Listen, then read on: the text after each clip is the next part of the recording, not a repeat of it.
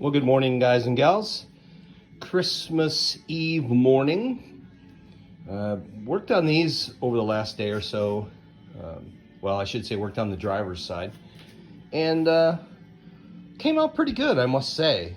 I'm pretty happy with the result. The shade is just maybe a little bit off than what it really should be, but remember, this doesn't go up against anything but the door skin, so you really won't have anything to compare it with, short of the door metal, and that shouldn't be a problem. A couple of interesting little things about this. When I looked at this the first time through, I just thought, wow, those are quite some kind of decorative little nuances that they added to this interior. It's kind of interesting. Well, really, what those are, if you've ever changed an outdoor light and the lens on the outside of it has these little threaded screws that hold and pinch in against the lens, that's what those are. The previous owner or owners, they must have busted off what is the factory attachment, like this little guy here.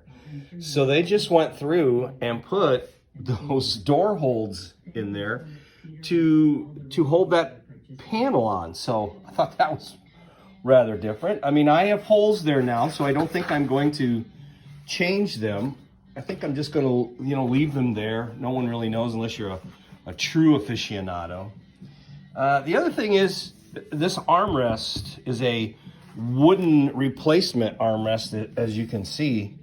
They don't make, that I'm aware of, unless some of you guys out there in Ram Charger world can tune me in, they don't make the replacement rubber for this year Ram Charger. This is an 84. The later Ram Chargers, they do. There are things available out there for that. So also they've decided at some point to use a sheet metal screw to help hold this in place. I'm probably going to countersink that and put a nice chrome countersunk Phillips trim screw in there like it should be there, and just plug the hole. I didn't feel like trying to plastic weld that and make a littler problem bigger, so to speak. So I got to do something with that. These are the products we used. Again, adhesion promoter. There's some color here, the blue, and then I have some clear, satin clear that goes over the outside. And they're from LMC. I cleaned them with some of this awesome stuff they call it awesome stuff from, I think it's the dollar store or whatever it was. It's kind of like a 409 cleaner. And then I rubbed them all down with isopropyl alcohol before I painted them. Not bad. Here's the original color. I'll put this up on here so you can see it. At least the original color of this door pull. So I'm going to redo this door pull also. It's supposed to be good for vinyl, plastic, rubber, and everything else. And if you watch the commercials on YouTube for this stuff, the guy paints his own leather jacket with it. So we'll give it a try. But this door pull is going to get painted when I do the other side. A couple of other little notes after I got digging into this. They've had some obvious craziness going on here in the inner door. This is where the door pull goes, this screw and that screw. I'm going to replace those with a nut cert that squeezes in there, and then it's got a little bit of adhesion to it. And then this is where the center pull goes. I'm going to do the same thing for that. I'm going to put a threaded insert in there to make that work a little better, as long as there's no interference on the inner door with anything. I wanted to replace this door switch up and down, I should say window switch, this up and down window switch, because it's got a big crack chunk broke out of it. And the driver's side action on this is a little wobbly, but these are another one of those things can't find, don't make. Later generation, they do have these. It sits in this chrome bezel on the door, and it is kind of sad too, but as far as looking, this truck is starting to look really, really nice, and I'm trying to make everything else look nice along with it. But, you know, it's going to have to add some character to the vehicle, I guess. But can't find either one of these out there. I did a little bit of searching yesterday, and kind of a unique plug here. It's a flat-sided plug that goes onto the window switch.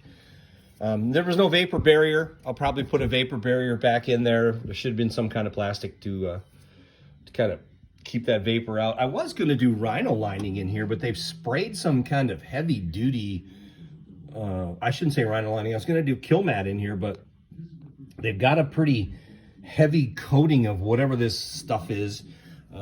I haven't messed with it yet. I don't know if I'm going to try to scrape it out of there. I probably won't. I'll probably just leave well enough alone. I got to roll the window down before I can start disassembling any of this up here, because I'm going to change these window channels, these channels, and also the vent window rubber moldings. I have them all to be replaced. So, but that's just a little update on what's going on. I'd like to take a look at the power locks. Those are, the solenoid for those power locks is way down here in the corner, and I think you know, the water has its toll on those, so I probably won't mess with that. As long as the key lock works from the outside, I should be okay. So anyway, just a little update. Getting ready to go out of town for a couple of days for the holidays, visit some family and friends. So I thought I'd shoot a little something and get it up on here, and also wish you all a Merry Christmas and a Happy New Year. Hope you and your loved ones are doing well. Good luck out there with the holiday season, and we'll see you next time. And as always, guys and girls, keep them flying.